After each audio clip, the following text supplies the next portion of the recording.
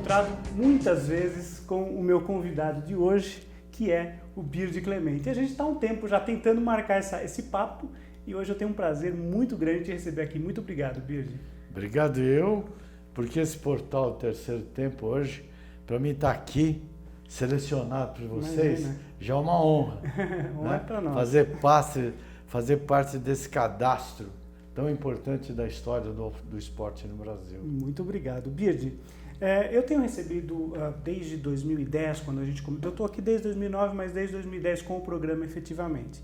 Então, nesse mesmo lugarzinho que você está sentado hoje aí, alguns conhecidos teus de longa data já tiveram aí, inclusive o Ingo Hoffmann, por exemplo, Alex Dias Ribeiro, Roberto Moreno, a gente tem tentado trazer e resgatar a história do automobilismo nacional.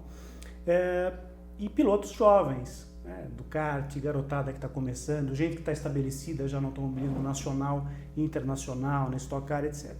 E você tem uma história espetacular, que eu acho, que é relacionada à questão de ter se tornado um piloto profissional de equipe, né? Quer dizer, hoje o sonho de muitos pilotos que estão começando, claro, muitos ainda têm aquele sonho da Fórmula 1, em correr no exterior, etc. Mas muitos que chegam e sentam aqui, Birdy, já chegam com aquela ideia, não, eu quero me tornar um piloto profissional.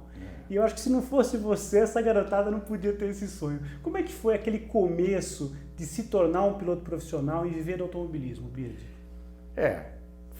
Foi uma graça que eu recebi, né? Porque, lógico que a valia da minha vida deve ter tido méritos, né? Mas a concorrência hoje é muito maior, mas naquela época não era pequena. Mas as coisas caíam no meu colo, as oportunidades, né?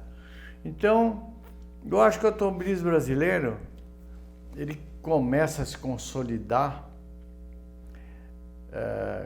com o advento da 1000 milhas, né? Em 1956, o Wilson, o Barão Fittipaldi, ele resolve fazer aqui no Brasil a 1000 milhas, que era um reflexo do prestígio da milha da Itália. E a 1000 milhas ele conseguiu uns dias para cá ou para lá da 1000 milhas, também nascia a Vemag, a primeira fábrica de automóvel brasileira, produzindo os DKVs, né? E o Wilson resolveu fazer 1000 milhas em Interlagos, circuito fechado, e ele conseguiu os recursos com o apoio da indústria de autopeças, porque antes da fábrica de automóvel tinha que ter a autopeça. Claro. E ele conseguiu fazer aquele automobilismo rico de aquela importância que tornou a pista uma vitrine para a indústria de autopeças e para a indústria também depois do automóvel.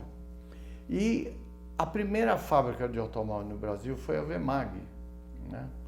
E ela viu aquela força da 1000 milhas e ela colocou 3 carros, eu ainda não corria, 3 carros da fábrica, feitos no departamento de teste, numa 1000 milhas e tal, e aquilo teve uma repercussão muito grande. E alguns anos depois, aproveitando sempre essa força da 1000 milhas de divulgação, a Vemag resolveu montar um departamento de competição. Então ela pegou Jorge Lettre, que era o manager, era o mago. Ele era o cara mais importante, né? E ele ele foi o gerente do departamento de competição, e eu e o Marinho, ele convidou eu e o Marinho para ser os 2 primeiros pilotos da fábrica. Então, naquela época, a grande jogada, né, era que a gente, como o Marinho dizia, nós somos 2 únicos que corremos de graça, né? Corremos de graça. E a Vemag teve aquela história, ela era única e foi imitada por todas as outras, mas naquele momento ela era única. Isso foi 59, 60. E ela começou a ter muito bom resultado, muito retorno com aquilo, o público vibrava com os carros de corrida. Se você perguntar... Era uma novidade total, né, Birdy? Não tinha nada. Era um negócio. O brasileiro sempre gostou de automóvel, de corrida, de pista, de tudo. Um dia de 1000 milhas em Interlagos era uma loucura. Você vai chegar lá, era muito público, uma coisa muito forte. E assim foi. E a Vemag começou a ter um resultado muito grande, um retorno muito grande. Inclusive em vendas dos seus carros, né? Quer dizer, o público começava começou a ter um retorno a adotar o carro porque via vencendo na pista, via indo bem na pista. Né? Pois é. Era um marketing importante. E para nós pilotos, né, foi uma abertura, né, para os pilotos de carreira, porque aí começou os primeiros espirros, né? Uhum. Eu e Marinho fomos os 2 primeiros de fábrica, os que guiavam o carro da fábrica. E a Vemag, naquela época, ela patrocinava o Jornal da Rádio Eldorado. O Jornal da Rádio Eldorado era muito um jornal erudito, tinha aquela postação de voz. Né? Aquela coisa, aquela postação de voz, aquelas músicas, toda aquela coisa séria, né? Uhum. E era um jornal muito importante no Brasil. E quem patrocinava o Jornal da Rádio Eldorado era a Vemag. Tá. E quem era um dos locutores início de carreira era o Boris Casoy. Tá, que legal. Olha que coisa. Isso estamos falando em 1959, 60, 61. Tá. Né? E naquele jornal tão ouvido, a Vemag malhava na propaganda. DKV venceu aqui, DKV venceu ali, Birgit Clemente, Mário César, Birgit Clemente. E nós aparecíamos muito naquela mídia e tal. O Marinho ainda era chamado de Mário César naquela época? Né? Marinho, Marinho, né? Mário César é o Marinho. Mário César Camargo Filho. Mário César Camargo Filho. Aí eu cheguei pro Marinho e falei, Marinho, eu estou notando aqui que todo mundo graduado aqui na fábrica tem um carro da frota. Até a secretária da diretoria tem um carro de frota. Por que nós não temos um carro de frota cada um? Né? E ele falou, você tá louco, nós vamos perder essa boca aqui. Pô, nós somos 2 únicos que estamos guiando de graça aqui, você vai arrumar encrenca. O Jorge Eletro reclama que não tem nem palito, faz economia de palito de fósforo, de alfinete, que não tem dinheiro para os carros de corrida, você vai querer um carro. Eu falei, Marinho, não tem nada a ver uma coisa cada um. Naquela época era diferente, era um mundo diferente. Sim, claro. As propagandas eram desenhadas, não é que nem hoje, agência, propaganda, filme. Não, era muito simples a coisa. Mas eu falei, olha, Marinho, eu vou falar com a diretoria. Se der alguma bronca, é por minha conta. Eu seguro. Eu vou embora sozinho, você não tem nada a ver com isso. Eu cheguei para o seu Bilic e falei, seu Bilic, eu tenho o maior orgulho de guiar os Vemag, os DKV. Puxa, que coisa legal, mas eu estava notando, todo funcionário graduado aqui tem um carrinho de frota e tal. Por que eu e o Marinho não temos um carro cada um para o nosso uso particular, né?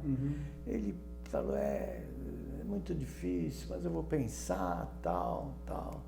Depois de 10 dias, uma semana, 10 dias, ele me telefonou e falou, vem de gravata aqui, vem almoçar aqui na fábrica. Vem você e o Marinho, vem. A fábrica era ali na Vemag. Na Vemag, na lá Presidente Wilson. Ou não? Como é o nome daquele Presidente bairro? Wilson, Vila Prudente, Presidente Moca, Wilson, isso aí. Isso mesmo. E chegamos lá, um almoço, a imprensa toda, eu tenho até fotografia disso. E você e o Marinho? Eu e o Marinho ganhamos um carro cada um de frente. Nossa, aquilo foi a glória, né? Aquilo foi o primeiro espirro, né? E o carro não era um carro comum, era um carro que tinha todos os equipamentos que tinha os nossos carros de corrida. A gente éramos observados pelo público, né? A gente chegava, todo mundo tinha curiosidade de ver o nosso carro. E cada 10, 15 mil quilômetros a gente trocava, recebia outro novo e tal. Muito legal. E foi o primeiro espirro.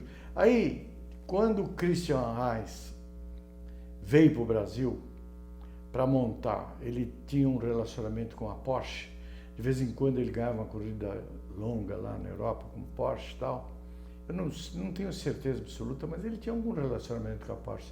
Não sei se ele trabalhava, ele tinha alguma coisa lá. Na Alemanha. E ele foi chamado para o Brasil, convidado pela Willys, para montar o departamento de competição e participar da fábrica dos Interlagos. Ele participou daquele grupo. O Interlagos é uma versão do Renault Alpine. É um Renault Alpine. Mas enfim, ele foi rebatizado no Brasil. Só que aqui para o Brasil ele veio com o nome de Interlagos já, que é um reflexo da missão que ele tinha que cumprir na nossa pista, né? Então ele veio para cumprir uma missão. E o Christian veio, tal, montou um departamento. O Luiz Antônio Greco, que depois foi o grande predestinado chefe de equipe, né? O Bernie Eccleston brasileiro. Grande Greco. Aí, com o Christian, o Greco era o assistente do Christian. Tá. Aí o Christian, ele é convocado para guiar um carro da Renault em Le Mans. E aí ele teve um acidente em Le Mans. Tinha uma reta muito longa, lá de 6 km e tanto, reta Moçambique, me parece. Isso. É isso. Então, teve um acidente com, acho que Salvatore, e depois um outro carro também bateu no Salvatore, e ele não conseguiu desviar, e ele bateu, o carro pegou fogo, ele não conseguiu sair dentro do carro, enfim, ele morreu em Le Mans. Né? Morreu em Le Mans, que foi, para nós brasileiros, que foi um choque, trauma, né? Um choque. Grande amigo do Ilson, inclusive o nome do Christian Fittipaldi é O Christian foi em homenagem a ele. O Bino era um figurão. Figurão. E quando o Bino morreu, então, o Greco assumiu o lugar dele. Herdou a cadeira do chefe. Né? E depois de uns 2 meses, 3 meses, depois que o Christian morreu, eu estava na minha casa e uma noite o Greco veio lá. E, olha, Bird, eu vim te buscar aqui. Pô, vem me buscar essa hora da noite. Não, você vai guiar as Berlinette lá. Eu falei, não, puxa, como? Não, porque amanhã nós vamos para a pista, já vou te apresentar para a imprensa. Eu falei, não, pô, como amanhã? O pessoal da Vermag, não é assim não, vamos conversar aqui. Você tinha um contrato com a Vermag nessa época? Não existia nada, era tudo não existia. No fio do bigode, como a turma costuma dizer. Outro mundo. Mas você já era funcionário, você trabalhava, você não recebia nada. Nada? Eu só tinha que guiar o carro de corrida. Tá. Só. Tá. E aí o Greco veio na minha casa também, olha, você, vem cá. Eu falei, olha, tudo bem, vamos ver, você sabe eu tenho uma situação e tal. Não, você vai ganhar, você vai ter tudo que você quiser, vai ganhar todas as corridas. Aquele papo do Greco, ele era muito estrategista, né? E eu falei para ele, Greco, não é assim, eu tenho que falar com o Jorge, com o Marinho, com o Billy, que eu não posso virar as costas para meus companheiros. Sim, claro, afinal de contas você pra tinha mim não é fácil, começado com eles ali. Tal. Não, pega ou larga. Eu falei, então largo, porque eu não posso trair o meu grupo, porque estou lá, não, mas você assinou alguma coisa? Eu falei, não assinei nada. Você é um profissional. Eu falei, eu não sou profissional não tem salário, tudo. Aí ele falou, quanto é que você quer ganhar? Eu tomei um susto, né? Eu falei, será que esse cara tá tirando uma com a minha cara? Porque o Greco era muito mentiroso, não é mentiroso. Ele era, vamos dizer, ele era fantasioso, né? E ele acabava, pelas atitudes dele, ele acabava consolidando todos aqueles sonhos dele, né? Grande sonhador, né? Ele se virava, E ele veio na minha casa com aquela agressividade. Sozinho assim. Naquela noite? Só eu e ele. Tá. Só eu e ele. Aí eu falei, não, eu não assinei nada, então vê quanto você quer ganhar. Quando ele me falou isso, eu me lembrei daquele dia que eu falei com o Marinho que eu queria um carro de frota. Ele me chamou de maluco. Se agora eu vou ganhar um salário para ganhar um carro de corrida aqui no Brasil. Mas no fim, nós incomodamos a situação lá e eu fui para o Willis e foi... Aí já assalariado, bonitinho, contratinho. Naquele dia o papo é interessante, porque ele queria... Ele falou para mim, porque você vem, quanto você quer ganhar, quanto você não quer. Eu não tinha noção, não existia aquilo no Brasil, né? Eu nem me lembro qual foi o valor que nós... Mas não era pouco. Tá. Não era pouco, era uma graninha legal, entendeu? E eu falei, bom, eu tenho um carro de frota. Ele falou, você também vai ter um carro de frota. Eu falei, mas que carro você vai me dar? Ele falou, o presidente quer que você ande com 1093. A Willis estava lançando 1093, que era um gordinho todo incrementado. Eu falei, não, eu não vou andar de 1093, pô. Eu quero um carro melhor, pô. Eu tenho a DKV era um carrão, né? eu quero um DKV e tal. Não, você tem que andar de 1093. Tá, então eu quero uma berlinete, não quero 1093. Ele falou, eu te dou uma berlinete, mas você tem que usar o 1093 nos lugares que você vai. Aí quando ele falou, te dou uma berlinete, eu amancei, né? Falei, tá bom, então tá bom. Então me deram uma berlinete praticamente no peito, com tudo, com a cor que eu quis, estofamento. Pô, foi uma coisa fantástica. Para aquela época foi um sonho, né? E o interessante é que eu não estava acreditando muito naquele papo, né? Estava achando o Greco era muito fantasioso, até certo ponto. O apelido dele era Gazetinha. Né? Você imagina. E eu falei, será que esse cara não está me enrolando? Tá? Pô, não é possível tudo isso, né? E você é o único ainda da equipe contratado? Ou já tinha? Não, o Christian morreu. Lá estava o Wilson. Já estava o Wilson, mas na época que você foi, eu digo. Naquele momento só você estava indo? Não tinha ninguém. Tá. Todo mundo guiava na boa. Entendi. Entende? Ele, para me tirar da VMAG, ele tinha que me dar alguma coisa a mais. Claro. Você já estava estabelecido. Como é que ele ia me tirar? Lógico. Era uma coisa natural. Claro. Isso. Começou ali. Entendi. Né? Aí ele chegou e falou para mim, olha, então depois da manhã, tal hora você esteja na pista que nós vamos fazer a tua apresentação. Oficial. Então você tem amanhã para acertar a tua situação. Eu falei, então tá bom. Aí ele pegou a chave de um carro no bolso e ele me falou, olha, você fica com esse carro, que é o carro do alemão. O alemão é como ele chamava o Christian Reis, o Bino. Aí você vai ficar com o carro do alemão. Eu falei, carro do alemão? Que carro do alemão, né? Ele falou, com a berlinete do alemão. O Bino tinha uma berlinete prateada que ele usava, que tinha tudo que a de corrida tinha. Só não tinha 5 marchas. Tinha suspensão, motorzão, tinha tudo. Né? Aí eu acreditei, falei, putz, é verdade. O carro estava na porta da minha casa, entende? E eu falei, como é que você vai embora? Ele falou, não, tem um motorista da Willis me esperando. Quer dizer, bolou aqui, ele tinha certeza que ia dar certo. Já estava com tudo arrumadinho. Olha só. E assim foi. Eu, no dia seguinte... Foi conversar com o pessoal da VMAG? Não, fui conversar com o pessoal da VMAG. Foi muito difícil para mim e para eles, porque eu não podia deixar de aceitar. Foi bom para mim, foi bom para eles. Porque aquilo foi um passo importante. E outra, eles foram me buscar na VMAG. Então, quer dizer que teve valia a VMAG, claro, o trabalho que ela tinha feito. Claro. Não é? E um reconhecimento, né? Um reconhecimento. Não só do teu trabalho, não mas só da equipe, da fábrica, da minha né? origem. Claro, Da minha origem. Lógico. E eu peguei aquele carro, no dia de manhã eu fui para a VMAG, falei com todo mundo, conversei, foi uma choradeira, né? Eu fiz uma carta muito bonita, entreguei para a diretoria, agradecendo por tudo, né? Claro. Mas eles entenderam que eu tinha que aceitar, lógico, né? Era uma proposta irrecusável, né?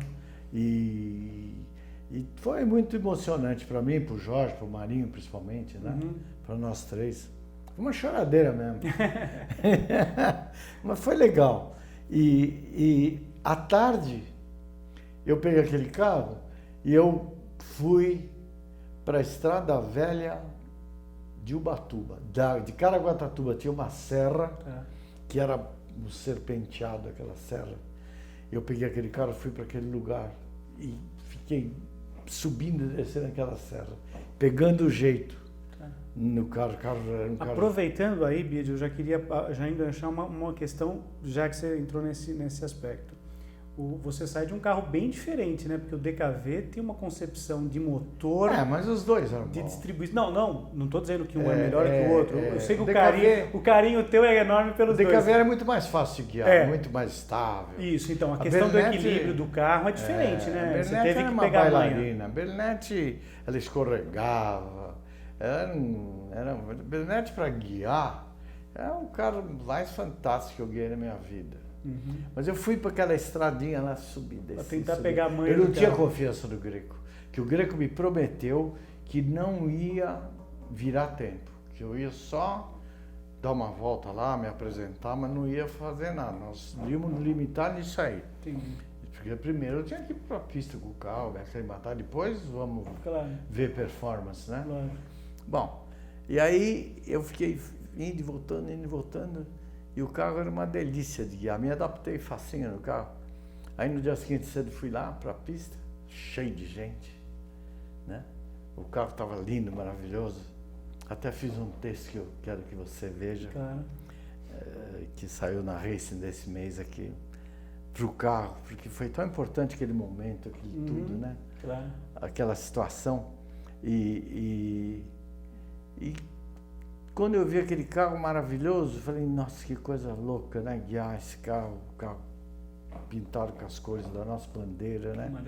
Tinha dinheiro de monte lá pra gente gastar em corrida automóvel. O presidente da Willis era um cara pra frente, né? Pô, legal, né?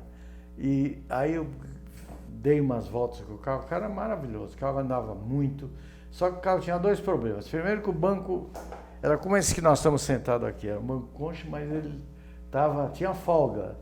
Você dançava um pouco ali. A bunda do Christian era bem mais maior que a minha, então eu ficava solto ali naquele banco. Sem cinto? Né? Não tinha cinto, cara, não existia cinto. Ou seja, você ficava não muito tinha solto. largada alemã? Sim. Largada alemã não pode ter cinto. Então, e a alavanca de câmbio 5 marchas é uma alavanca enjoadinha de guiar. Você precisava pegar o jeito, que não tinha guia, sabe? Era difícil guiar. E o curso era pequeno, era curto? Não, era uma Maria Mole. Tá. A primeira, segunda, terceira, quarta, quinta. Mas a terceira era entre a ré e a quinta. E aquele câmbio, qualquer coisinha errada, já quebrava tudo. Era um câmbio muito frágil. Mas foi legal. Saí com aquele carro, dei umas 3 voltas, gostei muito do carro. E parei, o Greco abaixou, assim, no carro, eu nem saí de dentro, abaixou, falou para mim, olha, vamos ver quanto que você vira. Eu fiquei horrorizado quando ele falou isso. Falei, Greco, não faz isso comigo, pô. Você está me expondo aqui. Não é assim. A referência era o Christian Heinz, que era o carro dele, pô. Pô, eu vou ter que... Eu era o único cara no Brasil ganhando um salário, quer dizer, eu tinha que mostrar serviço, mas não assim. E nós estamos falando de uma Interlagos ainda com mais de 8 km de extensão na pista antiga. Pista antiga. Claro, pista maravilhosa, antiga, né? Rústica, sinal, muito claro. rústica. E eu saí com aquele carro, rapaz, me atirei, me expus. Tive muita sorte de dar uma cacetada aquele dia, porque eu tinha que fazer... Você queria provar que estava afiado. Não tinha como não. Você estava contratado, você queria consegui baixar serviço. um segundo, o melhor tempo do carro, Olha na terceira só, volta. que Foi fantástico. E depois de uns Você dias... tirou um segundo do tempo do do Christian? Christian. Olha que espetáculo. Um segundo. Então assim de gente, né, lá. Bom que assim não pode falar que eu sou mentiroso. Tem provas. Isso aí. E aí depois de uns 3, 4 dias, aí vou responder essa pergunta que você me fez. Tá. Fomos para a pista. Eu pedi para o Greco que eu queria ir para a pista, mas não queria ninguém. Tá. Eu queria ir lá para me aclimatar com o Claro. carro. Então fui eu, o Greco, o Nelson Brizzi, o Brizão, que era o chefe dos mecânicos, e o Chico Landi. Chico Landi era um assessor do Greco na Willis. Né? E eu andando, tchá. E o Chico, andei, o Chico chegou para mim e disse, você está guiando errado. Você está arrastando esse carro. Você não está... você está perdendo muito tempo. Eu falei, então ele me fez uma porção de correções. Eu fiquei tentando fazer o que o Chico me falava. E o tempo piorava. E foi duro eu convencer o Chico que eu guiava daquele jeito e o carro também era daquele jeito. Tá. Porque não adiantava, o carro tinha que andar. Aí vem aquela coisa de entrar de lado e fazer... Tinha que Não ser. tinha outro jeito, né? Não tinha outro jeito. Não vinha a tempo se não fizesse daquela forma. Não vinha a tempo. Não vinha a tempo. Tinha que ser daquele jeito. E aí você conseguiu convencer o Chico? Baixei mais 3 segundos. Conseguiu convencer mais o Chico? 3 segundos. O recorde era 4,6, no primeiro dia eu virei 4,5 e esse dia eu virei 4,2. Esse carro era muito rápido. Tá. Ele era muito bom. Mas ele tinha um motor de 1 litro, né? Mas era um motor bom, viu? A gente com aquele carro corria contra a Alfa Romeo Zagato, contra a Corvette. E aí é que está o detalhe, quer dizer, o carro ele tinha uma condição, porque vocês atingiam que máxima de velocidade mais ou menos naquela época? Naquela época, as velocidades eram muito relativas, né?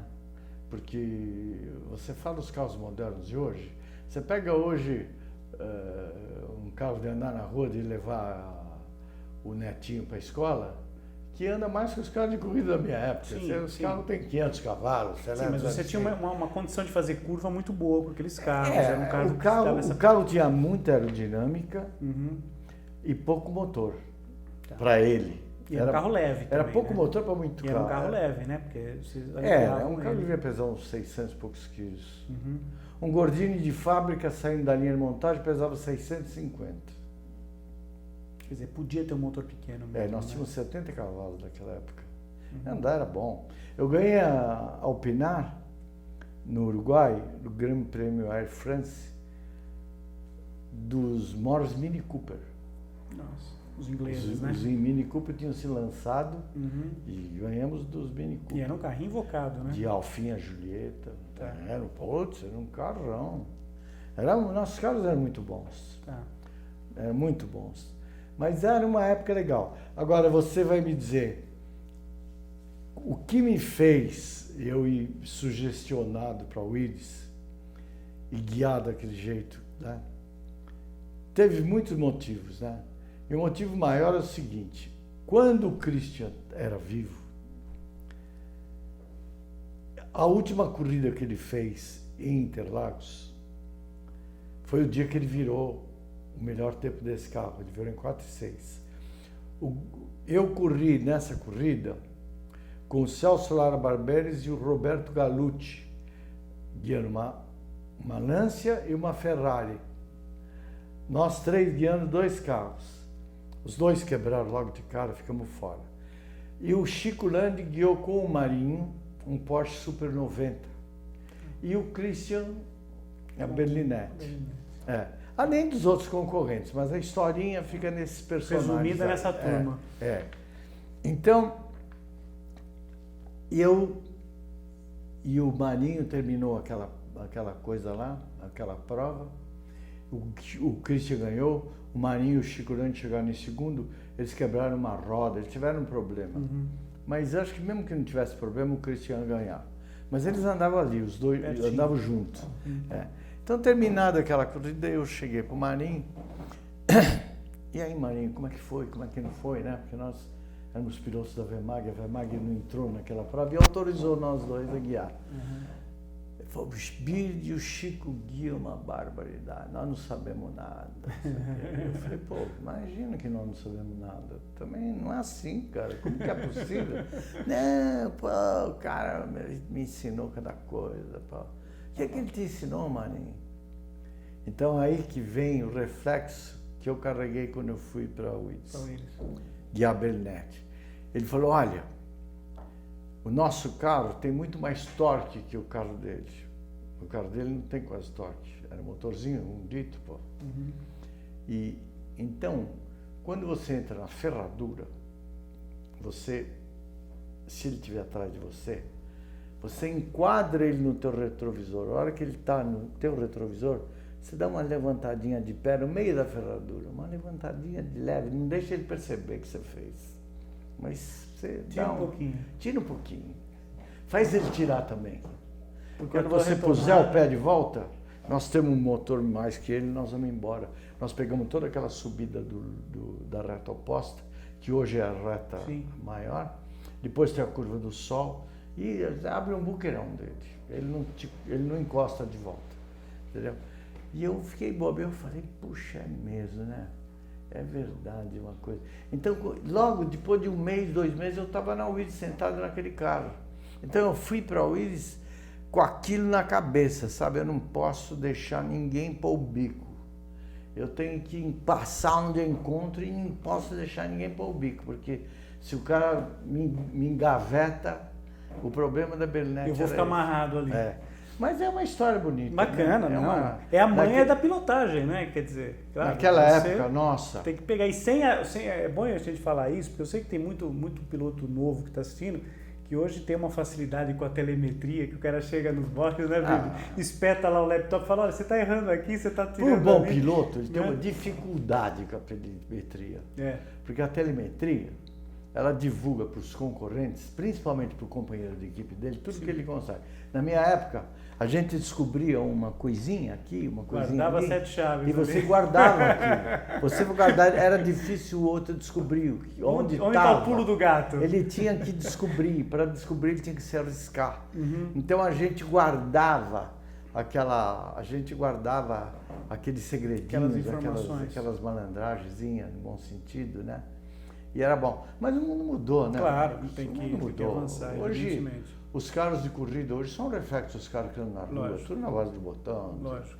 De não é só a potência, todo o conforto até em guiar. Bid, falando, já que você falou de Interlagos, o segundo tema que eu queria abordar contigo, claro, você deve ter histórias maravilhosas em Interlagos, obviamente.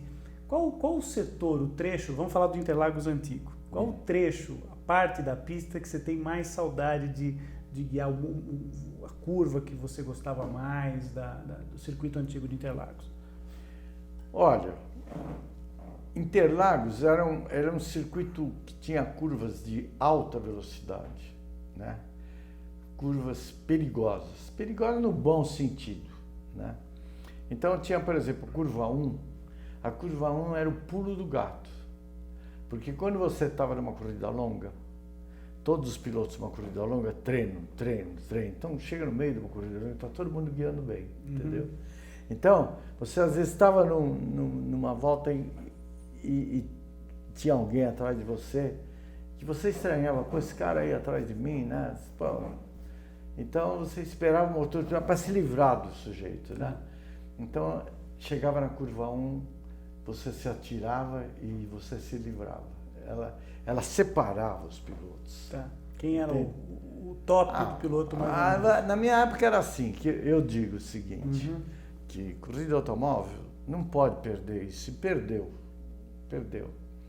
Na minha época a gente olhava no espelho retrovisor, quem está atrás de mim? É o Ilcinho, é o Círio, é o Moco, é o... Ele vem. Tomar cuidado, ele vai enfiar a cara aí. Então você ficava preocupado que ele vem. Quem está fulano de tal? Não vou nem olhar mais no espelho, não vai me passar nunca, né? Então, quando você chegava atrás de um outro, quem que é esse? Você vou passar ele ali. E passava. Então a gente era assim. Se conhecia. A gente se respeitava, se conhecia. Claro. Eu, por exemplo, eu era muito bom em Interlagos, eu era rápido. Mas chegava em circuito de rua, o Marinho era imbatível. Sim. Imbatível. Entende? Então não adianta. Era o território, era a praia dele. É dele, era o lugar dele. Agora, então cada um de nós tinha. O Ilcinho era muito bom em Brasília, aquele circuito antigo de Brasília, que vinha naquela rodoviária. O Ilcinho lá andava assim de uma forma incrível, viu? E cada um tinha uma marca, cada um tinha um estilo, né? Agora, o Moco, vamos falar um pouquinho do José Carlos Patti, porque assim, todo mundo que fala sobre o Moco, eu vi um pouquinho do final de carreira do Moco, e acho que muita gente que ouve falar do José Carlos Patti pensa, bom, era o piloto que estava no momento para... Era a bola da vez. Era o piloto para ser campeão do mundo, quer dizer, aquele ano ele estava com um carro bom, se não fosse naquele, obviamente ele poderia até depois ir para uma outra equipe, ele tinha capacidade. Tinha. Como era o Moco piloto, você que competiu contra ele, conheceu ele de perto, quem foi o José Carlos Patti? Olha, o Moco, bom, para mim ele foi um dos melhores amigos que eu tive. Ele era um irmão meu. E eu tenho muita saudade do Moco, foi difícil eu me acostumar com a ideia que ele tivesse morrido. A mãe dele tentou falar comigo durante um ano e não conseguia, porque eu não conseguia falar com ela. Eu chorava tanto que eu não conseguia. A minha mulher tinha que pegar o telefone e falar com ela, pedir desculpa para ela, eu não conseguia falar com ela. Dona Amélia, entendeu? Eu senti muito a morte do Moco. E o Moco, ele tinha um defeito, ele era bom. Entendeu? E corredor de automóvel, para chegar nesse último andar aí, ele tem que ser egoísta, faz parte, sabe? O cara tem que cuidar mesmo do interesse dele, tem que chutar o pau da barraca mesmo. Esse cara tem um perfil, sabe? Tem que ser egoísta, tem que ser tudo. E o Moco não era isso. O Moco, ele era um cara bom, tranquilo, mas ele guiava muito, né? Guiava muito. E para nós foi um privilégio, não só o Moco, como o Emerson, como todos que foram meus companheiros, o Janinho Martins, Ciro Caires, o Wilsinho, esses caras, Luiz Pereira Bueno, eu tenho o maior orgulho desses caras. Você sabe disso. Eu nunca falo se eu não lembro. Claro. Esses caras foram... Todos eles podiam ter sido campeão mundial. Todos. Entende? E é um privilégio, né, ter vivido no meio desse competido povo. junto com essa turma. Porque assim, eu até comentei no começo que o Ingo esteve aqui comigo, e, inclusive na época do lançamento do livro dele, veio bater um papo muito legal comigo. E o Ingo Hoffmann, uma das coisas que ele costuma reiteradamente falar, inclusive falou aqui durante a entrevista, foi o aspecto dele ter tido sempre o Chico Serra como uma referência. Quer dizer, ele queria saber onde estava o Chico Serra para ele... Quanto que virou o Chico, né? Tanto. Então eu vou voltar para a pista e vou tentar. Você viveu isso também. Quem eram os teus adversários? Eram todos esses. Quer dizer, você também tinha essa rivalidade saudável, né, Bird? Lógico. De querer superar aquele cara que era bom, né? Olha, acontece o seguinte. Na nossa época, pelo menos na minha, porque eles vieram depois, né? Nós cruzamos a pista, mas eu praticamente estava saindo da hora que eles estavam chegando. Então... Era um outro período, né? Stock Car, tal. A minha época já era a época da Vemag, da Willys, né? Então ia um carro para a pista e 4, 5 caras guiavam o mesmo carro, na mesma hora. Aí o couro comia, viu? Porque aí você mistura voluntariedade, egoísmo, aí se mistura tudo, né? Um quer comer o outro. A vaidade mesmo, né? Nossa, vaidade, complexo de inferioridade, ele vem tudo pra cima, né?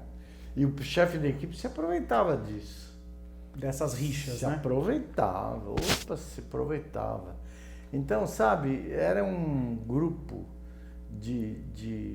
era um grupo muito forte, muito forte. Agora, o que dividia um pouco a gente é que cada um tinha um estilo, né? Cada um se dava melhor aqui, o outro melhor ali. Mas era uma época fantástica. Agora, o que eu quero te dizer é o seguinte, vamos fazer uma comparação, me esforçar aqui. A minha época,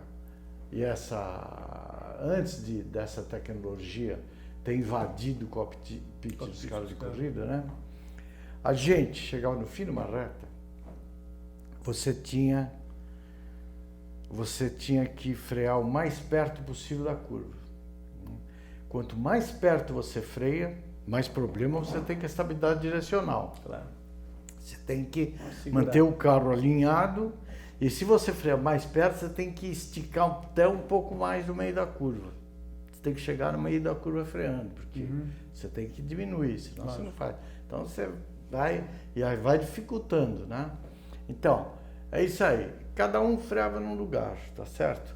Chegava no fim da reta, a gente, para ajudar o freio, você vinha descendo as marchas, você freava com a ponta do pé, com o calcanhar você dava o tempo para ajudar as marchas a entrar, era um trabalho que você tinha que fazer. Os pneus eram desse estreito e tal, você tinha que fazer.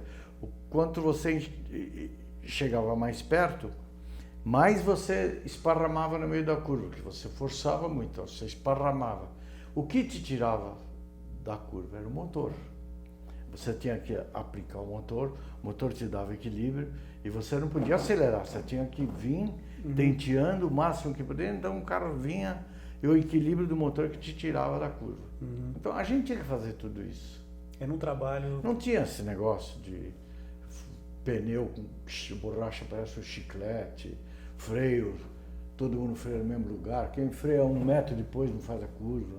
Na nossa época a gente tinha que fazer tudo, então cada um freava num lugar, cada um acelerava num lugar, cada um tinha o seu estilo, tá? Na hora de uma largada, um dia eu estava num programa do Reginaldo e eles estavam falando quem largava bem e quem não largava bem, né? Isso na Fórmula 1 atual? Não é bem atual, há uns anos atrás, tá. E tava lá aquela elite, né? O Karsug, o Reginaldo, o Lito, aquela turminha, né?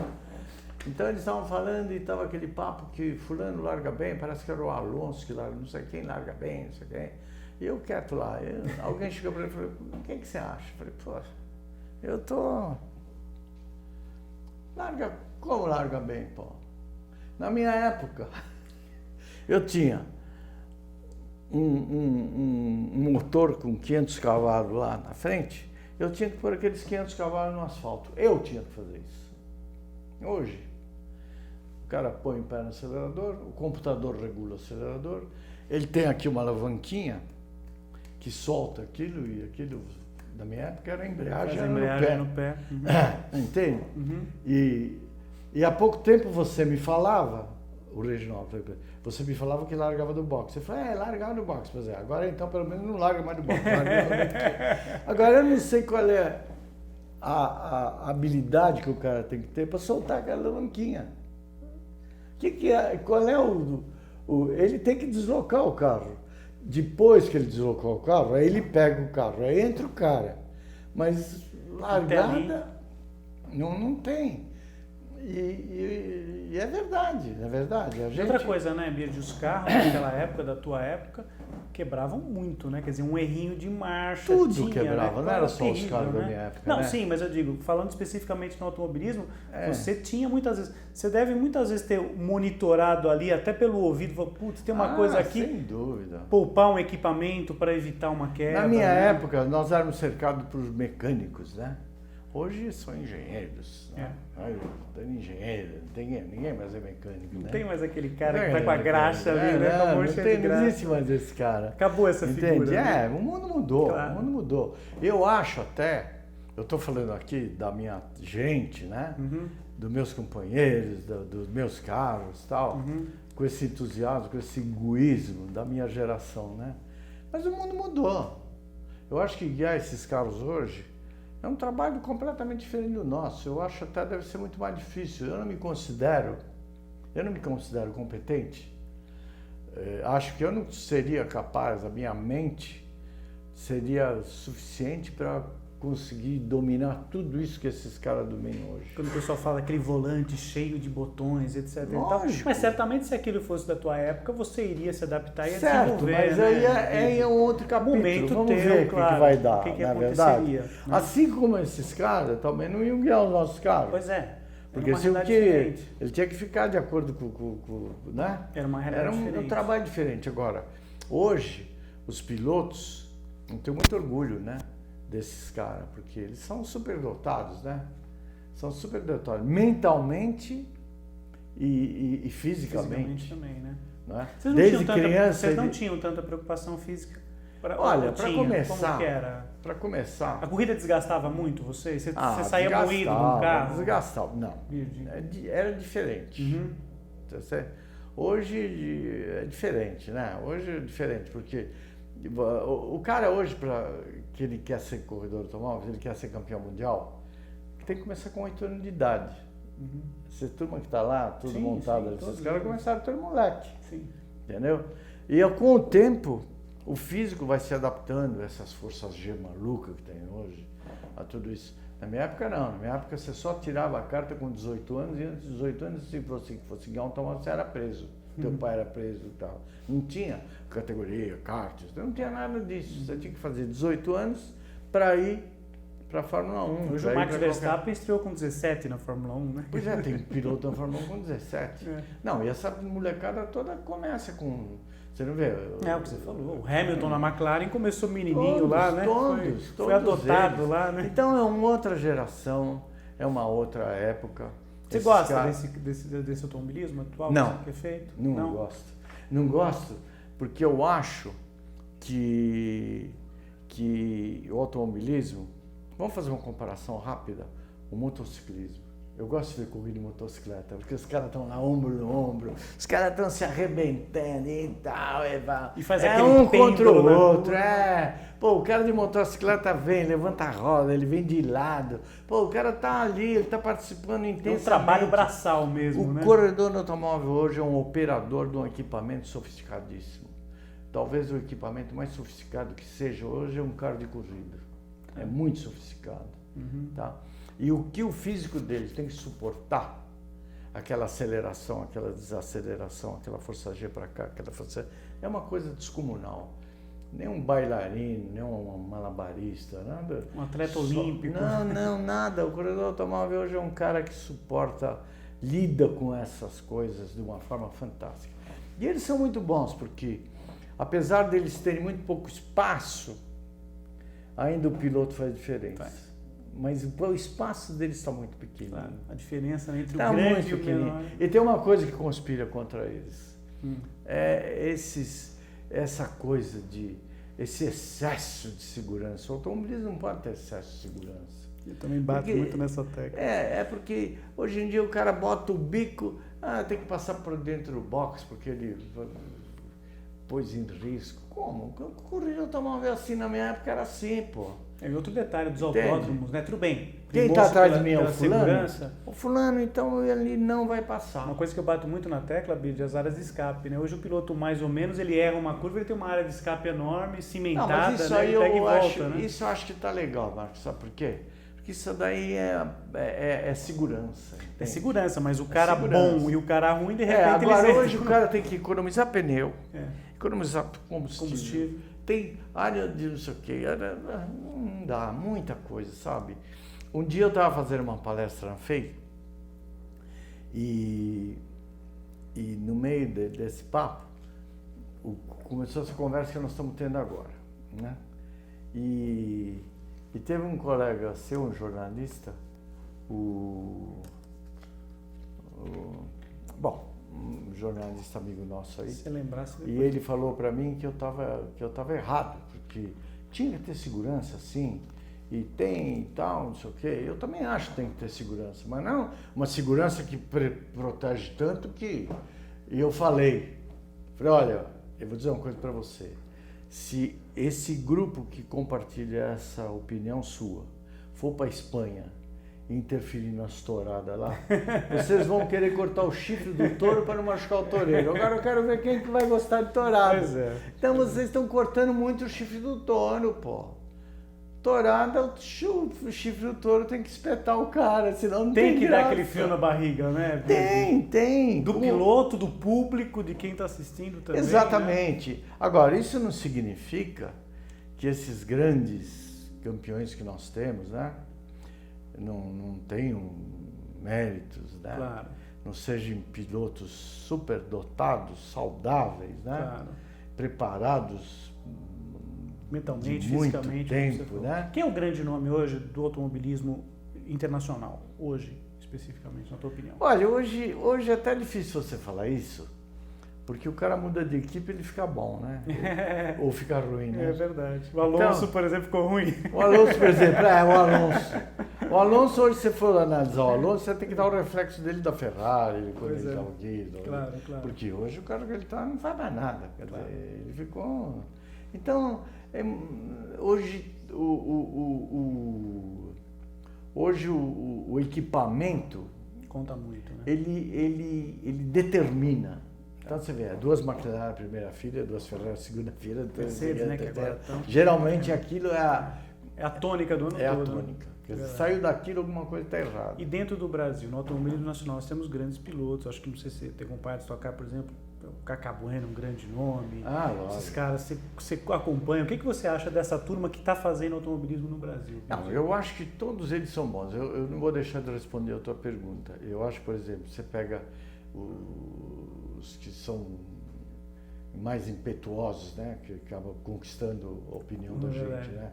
É um Hamilton, é um enfim, Vettel, esses aí. Eles estão bem montados, né, numa equipe forte. E fazem por merecer estar numa equipe forte, porque se não fossem bons, não teriam conseguido uma vaga, né? Agora é difícil. Agora o brasileiro, sabe, quando o automobilismo era mais rústico, sabe, a gente tinha mais vantagem, porque o brasileiro se vira, né? O brasileiro tem isso, na dificuldade, né? O brasileiro é versátil. Esse negócio de jeitinho brasileiro, isso é verdade, isso existe mesmo. Entendeu? Então, você vê a história, a trajetória do Nelson Piquet. Nelson Piquet ganhava os campeonatos na malandragem, na sabedoria. Não era só na pista. Não. Ele se virava. Aquilo que você falou agora há pouco de arrumar a solução, né? Para ele pegar, ele conseguia guardar um segredo que o Mansell não tinha na ilha. Exatamente, naquela época dava. Outro dia eu vi uma entrevista do Nelson Piquet, ele falou isso. Hoje, o que eu fazia já não é tão importante. Eu vi ele falar isso na televisão. Porque hoje as informações que o pessoal recebe são compartilhadas, é tudo né? do eletrônica. Que são Eles compartilhados. não precisam mais perguntar para o piloto. O equipamento responde para eles as perguntas que eles precisam saber. Então, sabe, isso tudo desvaloriza. Não, na Fórmula 3, o Piquet, por exemplo, inventou o negócio de ter as barras estabilizadoras dentro do carro da Fórmula 3, que existe, ele fez ele ganhar. E tudo, né, velho? Tudo. Genial. Tudo. Ele se virava. O grande sacada do Nelson Piquet, ele responde bem essa tua pergunta. Um dia o Chiquinho Rosa acompanhou o Emerson e acompanhou o Piquet. E o Chiquinho Rosa um dia estava comigo em casa e ele falou, você sabe, Bird, o Nelson, nós estávamos nos Estados Unidos, não sei em que prova era, mas era uma prova da Fórmula 1 nos Estados Unidos. E ele estava na Brabham e o primeiro piloto era o Niki Lauda. O Niki Lauda tinha recém sofrido aquele acidente terrível dele, mas ele era o campeão mundial, ele era um cara importante, então ele estava na Brabham. E o Nelson estava lá também, mas o outro que era o primeiro piloto, o outro que era a estrela da Brabham, né? E o Nelson chegava na hora certa, tal, era um cara humilde, né? E esse dia, os carros estavam bem e tal, mas tinha alguns problemas e eles tinham muita necessidade de pôr o carro na primeira fila. E o Gordon Murray, projetista sul-africano. eu estava com o Gordon Murray antes disso, o Nelson chamou o Gordon Murray, quando faltavam uns 20 minutos para terminar a classificação, ele falou para o Gordon Murray, olha, manda tirar tudo dentro do câmbio e deixa só a quarta, a quinta e a sexta. Como? Rápido, senão não vai dar tempo. Até eles abriram o câmbio, aquele câmbio que trocava tudo para lá, tiraram todas as engrenagens do câmbio, deixaram só a quarta, a quinta, deixaram só 3 marchas, as últimas, né? Marchas. Então ele entrou no carro, empurra, os caras empurraram, ele saiu do box, né? E saiu, e ele pôs o carro na primeira fila. E quando ele pôs o carro na primeira fila, o Gordon Murray falou pro Chiquinho Rosa, falou, putz, eu tenho um gênio na mão, não sabia, pô. Eu tô ferrando esse cara é um gênio, pô. E ele falou, mas como que... Eu só não entendo uma coisa. Como é que ele foi só me dizer isso agora e como é que ele sabia que o carro ia sair do box, né? Então ele falou, nós viemos aqui outro dia fazer não sei o quê, e ele experimentou esse negócio. Ele falou, mas ele sabia? Ele falou, sabia. Aquele dia ele bolou isso. Mas, pô, como é que pode isso? Esse cara é um gênio e tal. Ele falou, ele bolou. Mas por que ele não me falou? Porque se ele falasse, você ia botar no carro do Lauda. Era o Lauda que ia fazer isso, não era ele. Entendeu? Ele falou, pô, eu tenho um gênio na mão. Então essa foi o primeiro espirro da carreira do Piquet, sabe? Uma coisa bacana que aconteceu, uma oportunidade que ele teve, ele aproveitou. Então era assim, cara, era assim. Então, soluções, né? Soluções. Pareciam. E também outra, você vê o Emerson, a estrela do Emerson, né? O Emerson é o cara mais importante, vai ser sempre, né? Porque o Emerson foi para a Europa sem... Foi o primeiro, né? E outra, o prestígio que a gente tinha lá era zero, cara. Emerson deu essa condição, sou piloto brasileiro, pô, e daí, pô. Né? O Emerson foi lá e fez um trabalho, teve muita sorte, as oportunidades caíram no colo dele, porque Deus mandou para ele, ele aproveitou todas. O campeão mundial, que era o campeão que estava até morreu, deixou o carro campeão para ele, quer dizer, deu tudo certo, mas ele fez a lição de casa, justificando que ele sempre foi o primeiro da classe. Conseguiu fazer aquele caminho de volta, quer dizer, terminou a jornada dele depois eu não coloco como fracasso, porque eu acho que a equipe Fittipaldi teve momentos espetaculares, né? Se a gente for ver, espetaculares. E depois vai para o automobilismo norte-americano e consegue, né? Tudo que ele conseguiu, venceu o campeonato, ganhou 2 vezes 500 milhas de Indianápolis. Birgit, nós vamos aproximando do final, mas antes de terminar, eu gosto de fazer um stop and go. Perguntas de bate-pronto, para você tentar responder de bate-pronto para mim. Pode ser? Prazer. Então vamos lá. Qual foi o teu melhor dia como piloto? Quando você volta no tempo, para pensar aquele dia que você terminou uma corrida e fala, putz, hoje eu guiei como nunca, de repente você nem ganhou a corrida, mas foi aquela corrida que teve o mais prazer. Qual foi esse dia? Olha, foi uma corrida que teve no Rio de Janeiro, Almirante Tamandaré.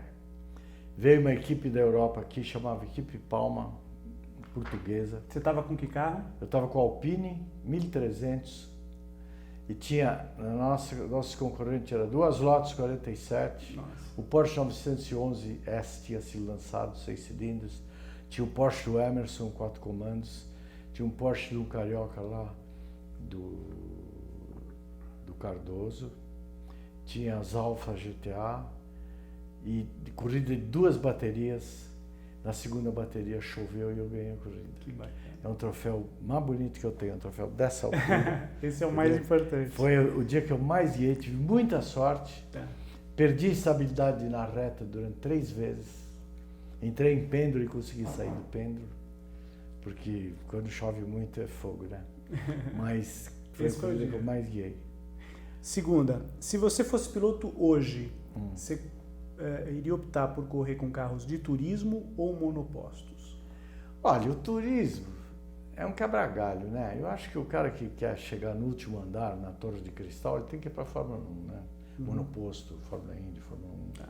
Umas 500 milhas de Indianápolis, né? Isso é... Você gostaria de ter feito isso um dia? Eu gostaria, lógico. Eu não fiz, mas eu gostaria de fazer. E os caras que chegaram... Você acha que você se adaptaria bem a uma pista oval, a um circuito oval? Pela tua maneira de guiar? Eu acho que pista oval não tem graça, não. Você encararia numa boa, sem receio? Você tem que lidar com um túnel de vento, você tem muita malandragem, você tem que ter muito... Não é legal, não. Não gosta. Para guiar, não. Tá. Terceira questão, qual foi o piloto mais difícil para você superar? Aquele que você olhava pelo espelhinho retrovisor e falava, não, ele de novo? Aí quem foi esse daí? Olha, a minha turminha, viu? Olha, mas quem é o primeiro? Aquele que você fala, putz, esse é o mais enjoado. Quem era o mais difícil de você encarar? O que foi o meu grande rival, quando eu fui para o Willis ganhando um salário, quem vinha para cima de mim com tudo, a minha sorte é que ele era moleque, ele era inexperiente, e eu segurava ele. Era o Wilson. O Wilson era muito forte, ele tinha um peito. Ixi, mas o Greco jogava eu contra ele, sabe? E eu tinha que dar conta dele, eu tinha salário. Tanto que depois de 2 meses eu cheguei para o Greco e falei, eu vou dar salário para o Wilson e para o Luiz Pedro Bueno, eu tô fora, eu não aguento mais essa pressão. Olha só. Porque eu ganhava salário, eles ganhavam, eu tinha que matar 1 leão por dia, pô. Tá. E não é assim, pô, não é assim. E era osso duro de roer. E ele deu, mas ele deu para... Não, tive muitos, né? Mas quando você lembra... Tive muitos, O maior susto que você passou no automobilismo, numa corrida, aquele dia que você falou... Você sofreu algum acidente muito sério, deve ter sofrido, mas qual foi o maior susto que você passou? Você falou, dessa aqui acho que vai ser difícil escapar. O maior susto? Olha, eu dei muita cacetada, mas forte mesmo. Mas o maior susto consciente foi uma vez em Jacarepaguá, eu estava com o Alpine nosso, era o Mark era o Mark 1 da Ford. Eu vinha passando numa curva que tinha atrás do box, uma curva longa, de alta, eu vinha passando o Patinho Feio, que naquela época era guiado pelo Delcio Piquet ou pelo Alex Dias, e tinha outro companheiro do Alex, que eu não me lembro o nome dele agora. E um dos 3 não me viu, e eu vinha passando e ele veio para cima de mim e me tirou. E eu saí fora da pista e tinha uma propaganda da Esso. Era uma gotinha ou era um tigre? Isso. Não, era um tigre. Tá. Era um tigre, eu não sei se de que era uma companhia de petróleo, sei lá. E o tigre estava lá e eu ia em cima dele e estava aquele alambrado de madeiras de caibro que segurava toda aquela estrutura. E eu vi que eu vinha e eu me abaixei e aquilo plaf, entrou dentro da vida. Esse dia foi o dia do frio na barriga. Esse dia foi uma porrada legal, mas não me fiz nada, mas eu podia ter me matado. Mas levou um sustão. Última questão, uma saudade. Uma saudade? Uma saudade, tenho tantas. A saudade do meu grupo, dos meus companheiros. O privilégio, eu convivi com os gênios do automobilismo brasileiro,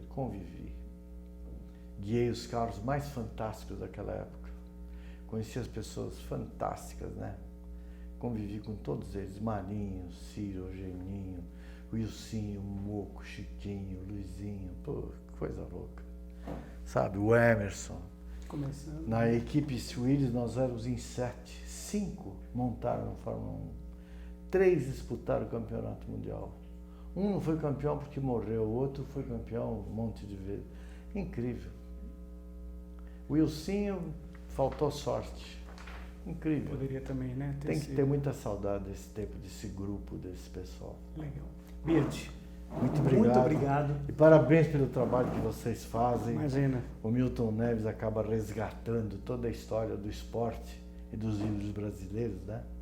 E com essa euforia com que ele conduz os temas que ele adota, ele faz isso de uma forma brilhante, com uma assessoria brilhante por trás de todo esse trabalho. Muito obrigado, Pedro. Cumprimento vocês, me senti muito orgulhoso. Outro dia eu vi o meu nome, eu estava de tarde lá, vi meu nome na televisão, Bird Clemente, eu falei, nossa senhora. Orgulho é pra gente, Bird, e para mim foi uma honra, um prazer muito grande ter te recebido hoje. Muito aqui. obrigado. Há muito tempo a gente já estava para marcar esse encontro, ele saiu. E eu fico muito feliz em ter te recebido. E você sabe que na sessão que Fim Levou, a famosa sessão que Fim Levou do Portal Terceiro Tempo, que o Milton Neves aí tem já muitos anos, muitos pilotos estão lá retratados, né? E obviamente eu sempre termino o programa, Bird, dando a dica para alguém, para você, o nosso internauta, acompanhar a página de alguém. E não é todo dia que o nosso convidado tem página na sessão que Fim Levou. Obrigado. Então a dica de hoje é justamente para vocês conhecerem a página dessa figura maravilhosa que eu me emociono muito em falar, que é o Bird Clemente. Muito obrigado, até a semana que vem, tchau.